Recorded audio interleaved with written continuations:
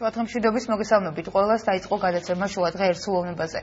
ავთუქვასალია იაბედოიძე გადაცემას ერთად უძღვებით საინტერესო შინაარსიან და მრავალფეროვან თემებით დატვირთულ პროგრამას გვერდებით. მეც მოგესალმებით ძვირფასო ტელემაყურებლებო, მართლაც საინტერესო და ესეთი ნაყოფიერი ეთერი გველოდება, ასე რომ იყავით ჩვენთან ერთად გაატარეთ შუადღე ერთსულოვნებაზე. მნიშვნელოვან თემაზე საუბრით ვიწყებთ გადაცემას. ჩვენ დღევანდელი გადაცემის პირველი ბლოკი დაეთმობა ახალი პროექტი დაიწყო საქართველოს ჯანდაცვის სამინისტრომ, ეს გახლავთ რა გაწუხებს ესე ქვია პროექტს. თუ რაში მდგომარეობს ამ პროექტის მთავარი არსი და რა როლი აქვს ზოგადად ადამიანებისთვის ამ პროექტს, ამის შესახებ ვისაუბრებთ გადაცემის პირველ სტუმართან ერთად. პროექტი, რომელიც საზოგადოების აზრის გათვალისწინებას ისახავს მიზნად და რომლის მიხედვითაც შემდეგ უკვე მოხდება სისტემური ცვლილებების განხორციელება. სოფო ჭუმბურიძე ჯანდაცვის სამინისტროს პრესსამსახურის წარმომადგენელი იქნება ჩვენი სტუმარი. სოფო, მოგესალმებით კიდევ ერთხელ. მადლობა რომ ხართ ჩვენთან ერთად და მადლობა რომ უპასუხებ ამ შეკითხვებს. საინტერესო ალბათ საზოგადოებისთვის მნიშვნელოვანია ის თემა, რომელზეც დღეს ჩვენ ვისაუბრებთ უფრო ვრცლად და მოდით პირველ რიგში დავიწყოთ ამ სოციალური პროექტით. რას ისახავს ეს პროექტი? რა გაწუხებთ უკვე ხვდებით, მაგრამ მაინც უფრო საინტერესო იქნება უწყების წარმომადგენელისგან ინფორმაციის მოსმენა. მოგესალმებით პირველ რიგში, მივესალმებ მაყურებელს. ეს არის გამოკითხვა აქცია რა გაწუხებთ. ჯანდაცვის სამინისტრო ახორციელებს ამ გამოკითხვა აქციას და მისი მიზანი არის მხოლოდ საზოგადოებასთან მეტი კომუნიკაცია და პირადად ხალხისგან მიღება ინფორმაციის იმ საჭიროებებზე, რაც მათ აქვთ ჯანდაცვის სფეროში, ამ სისტემაში არსებული საჭიროებების შესახებ აზრის მოსმენა და გაგება მათგან. გამოკითხვა აქცია დაიწყო 25 იანვარს ვებგვერდ 1505.gz-ზე, სადაც შეუძლია ყველა მოქალაქეს შევიდეს და გაიაროს, შეავსოს სპეციალური კითხვარი ონლაინ რეჟიმში.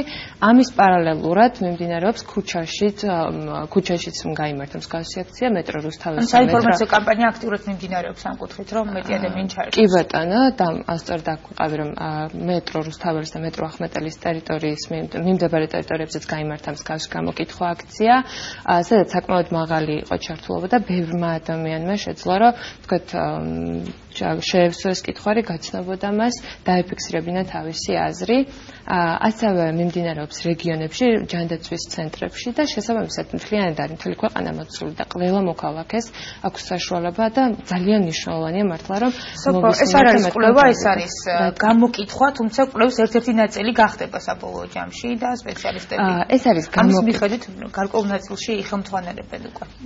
ბუნებრივია ეს არის გამოკითხვა აქცია და არ არის ეს კვლევა, მაგრამ მთავარი მიზანი, რასაც ეს გამოკითხვა აქცია სოციალური კამპანია ისახავს, არის ის, რომ საზოგადოებისგან მიიღოს ჯანდაცვის სამინისტრომ ინფორმაცია იმ საჭიროებების შესახებ, რაც ხალხს აქვს.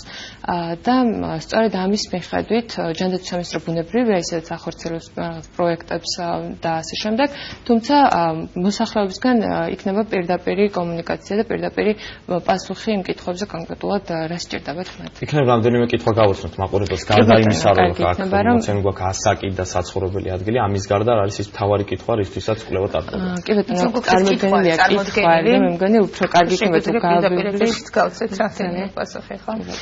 რამდენად ხშირად სარგებლობთ სამედიცინო მომსახურებით, ასაკი, საცხოვრებელი ადგილი მოდის, შემდეგ ოჯახური მდგომარეობა, შემდეგ სამედიცინო მომსახურება და ერთ-ერთი კითხვა ხართ თუ არა საყოველთაო ჯანდაცვის პროგრამის მოსარგებლე. ამ პროგრამის შესახებ რომ გითხრათ, რამდენად ხშირია ამ პროგრამის გამოყენების საშუალება და მაინტერესებია შენ თუ ხარ მონაწილე ამ პროგრამში. არა, მე არ ვარ და სხვა შორის სადაც გაიწყებოდა გადაცემა, სოფოსთან საუბრობდი ზუსტად ამ თემაზე, გარკვეული რაღაც რჩევები მივიღე სოფოსგან. ან როგორ ხდება საერთოდ ამ პროგრამაში ჩართვა? პროგრამაში არის ჩართული ყველა მოქალაქე, ვისაც არ აქვს კერძო დაზღვევა და თქვათ შესაბამისად ის ჩართულია და სარგებლობს საყოველთაო ჯანდაცვის პროგრამით.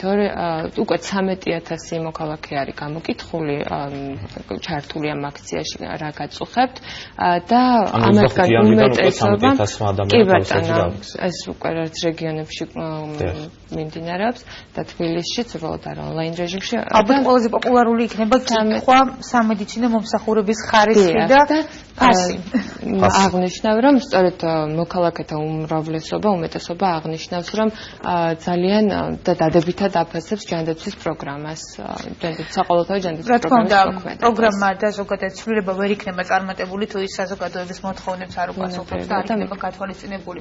თუმცა უნდა ითქვას, რომ უწყებას აქვს რამდენიმე წარმატებული პროექტი, თუ საყოველთაო ჯანდაცვის პროგრამა და დაზღვევა, ასევე C ჰეპატიტის პროგრამა და ვფიქრობ, რომ ესაც არ იქნება PR-ზე ორიენტირებული და იქნება უფრო შედეგზე ორიენტირებული პროექტი. ბუნებრივია და ეს გამოკითხვა აქციაც სწორედ მაგას ისახავს მიზნად, სწორედ საზოგადოების ინტერესებს, მათი მხრიდან მეტ კომუნიკაციას, მეტ ჩართულობას, მათი პრიორიტეტების გასაზღვრას და ამ სუსტი რგოლი სად არის ამის გამოკვლევასაც იმიტომ რომ აქედან გამომდინარე უკვე იძლევა ეს ყველაფერი კითხვა იმ საშუალებას რომ კი ბატონო, ასე გამოკითხვებიდან ჩანს ისიც რომ თქვათ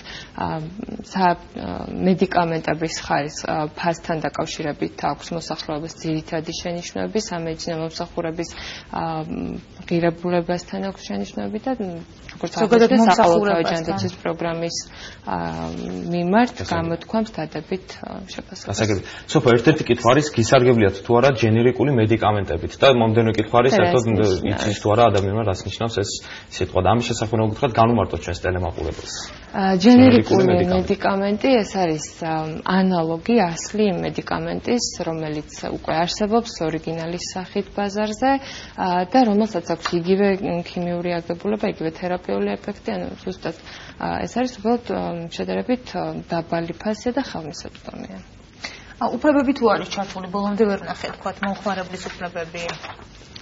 კი ბატონო, ეგ კითხვაში არის უფლებები, არა, უფრო არის აქცენტი გაკეთებული, თქვათ, რამდენად მოსწონთ ის ხარისხი, რომელსაც მათ სამედიცინო დაწესებულებები აწვდიან, რამდენად შეესაბამება ამ ყველა პროგრამას. აი ერთ-ერთი არის მაგალითად სარგებლობთ თუ არა ოჯახის ექიმის მომსახურებით და არსებობენ ოჯახები, რომლებმაც საერთოდ არ იციან ამ პროგრამის შესახებ. კი ბატონო, თუმცა მე მგონია, რომ საყოველთაო ჯანდაცვის პროგრამა მისცა საშუალება ხალხს, რომ ისარგებლონ და ასევე მიიღონ ინფორმაცია იმის შესახებ, რითი სარგებლობის უფლება და საშუალება აქვთ.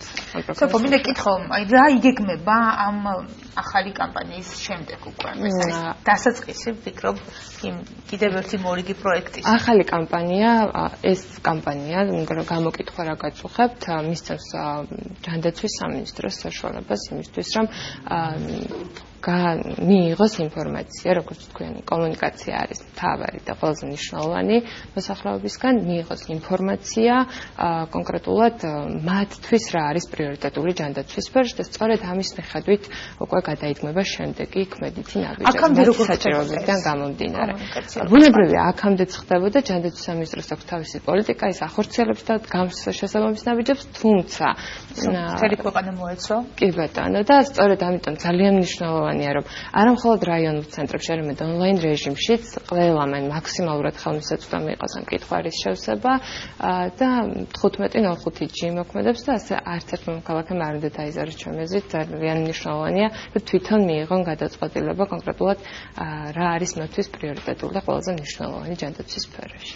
მე მქონდა ეს კითხვა, თქვათ, რა იქნება კითხვაში, რა თემებს შეეხება, თუმცა ჩვენ უკვე გავეცანით ამ ყველაფერს და ვფიქრობდი, რომ სეზონური საკითხებიც ხომ არ იქნება, თქვათ, თუნდაც ვირუსები, ამ შემთხვევაში ანტიბიოტიკები ძალიან პოპულარულია. მედიკამენტების გამოყენებასთან დაკავშირებითაც არის სხვათაშორის ერთი კითხვა, რა ახდენს გავლენას თქვენს არჩევაზე მედიკამენტების შეძენის დროს და ამ 13,000 ადამიანიდან როგორია შედეგები, რასაც ჯერჯერობით მონაცემი დაახლოებით იმისკენ გვითითებს, რომ პირველი და გამსაზღველი არის სწორედ ფასები მედიკამენტებზე. ანუ თუ ფასი დაბალია, ნიშნავს იმას, რომ შეიძინეს ხელმისაწვდომია. მოცნავე ადგილებს არ აიკავებს მაინც აფა. გამოკითხვაში. საზოგადოების აზრს გულისხმობ. ტექნიკისმენ. აი რა იკავებს, რომელი პუნქტი არის ყველაზე უფრო მეტად? როგორც აღნიშნე, ყველაზე უფრო დადებითად აფასებენ საყოველთაო ჯანდაცვის პროგრამას და პირველ ადგილზე ჯერჯერობით არის მედიკამენტების ფასები, მაღალი ფასები, რომელიც ამ კუთხით ვიგებობა ცვლილებები, აი თუნდაც ფასთან დაკავშირებით საომავლოდ. თუ ეს იქნება ერთ-ერთი ყველაზე მთავარი პრობლემა საზოგადოების და მთავარი სათქმელი ამ კუთხით. ბუნებრივია ჯანდაცვის სამინისტროს მხრიდან მოხდება ალბათ მსგავსი, ანუ ეს არის თავარი რომ საჭიროებების შესახებ მივიღოთ ინფორმაცია და მიიღოს ჯანდაცვის სამინისტრომ ინფორმაცია და ნაბიჯები გადაითქმება იმის მიხედვით, თუმცა ფასის დარეგულირებასთან დაკავშირებით ალბათ ჩემთან კითხვა არის პრესამსახურს წარმოვადგენდა. მაინტერესებს კიდევ რამდენ ხანს გაგრძელდება ეს გამოკითხვა და შემდეგ უკვე კვლევას ვინ აწარმოებს?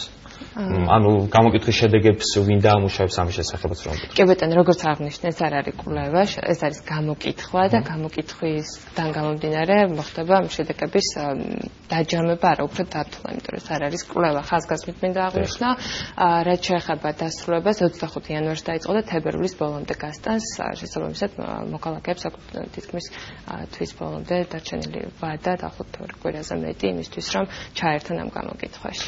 თითქმის 2 კვირა უკვე ხო რაც დაიწყო და ის შედეგი, ანუ 13000 ადამიანი უკვე ჩაერთო ამ გამოკითხვაში და რამდენად წარმატებული იყო თქვენი აზრით?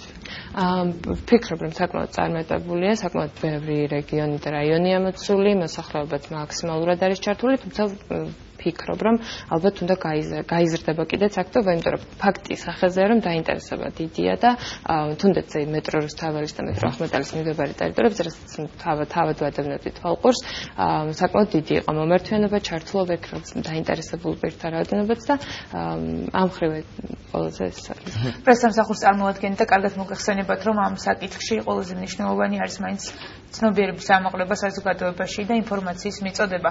ალბათ გააგრძელებთ და ბოლომდე უკვე სანამ დასრულდება ეს პროექტი საინფორმაციო კამპანიას ისევე აქტიურად. კი ბატონო, აუცილებლად ეს როგორც აღნიშნე, მიმდინარეობს 15.5G-ზე, ვებგვერდზე, ასევე რაიონულ ჯანდაცვის ცენტრებში, სადაც ყველა მოქალაქე შეუძლია მივიდეს და ადგილზე მისულსაც შეუძლია დააფიქსიროს, შეავსოს ეს კითხვარი და შემდეგ უკვე დაითვლება. ესე რეგიონებიდან უფრო ხო არ არის აქტიურობა თუ რეგიონებიდან საკმაოდ დიდი აქტიურობა და ამ ხრივ გამორჩეულია ჯერჯერობით ყველაზე უფრო აქტიური რეგიონი ეს არის იმერეთი, სადაც ძალიან დიდი რაოდენობა არის მოსახლეობის გამოკითხული, ასევე სამეგრელო ზემოსვანეთის რეგიონი საკმაოდ აქტიურია და ცხეთამთიანი. ეს ყველაზე აქტიური რეგიონებია, თუმცა ეს მას არ ნიშნავს, რომ ასე იქნება, ანუ საბოლოოდ ყველა რეგიონში იქნება მაქსიმალური ჩართულობა დარწმუნებულება, იმიტომ რომ ახალი დაწყებულია და უკვე მაღალია აქტიურობის. მოკლედ კიდევ ერთხელ მოუწოდოთ საზოგადოებას, რომ ჩაერთონ ამ აქციაში, ჩაერთონ ამ გამოკითხვაში, გაუზიარონ თავიანთი აზრები ჯანდაცვის სამინისტროს, რათა შემდეგ გათვალისწინებული იყოს მათი მოთხოვნები იმ რეფორმებში, რომელიც იქნება განხორციელებული.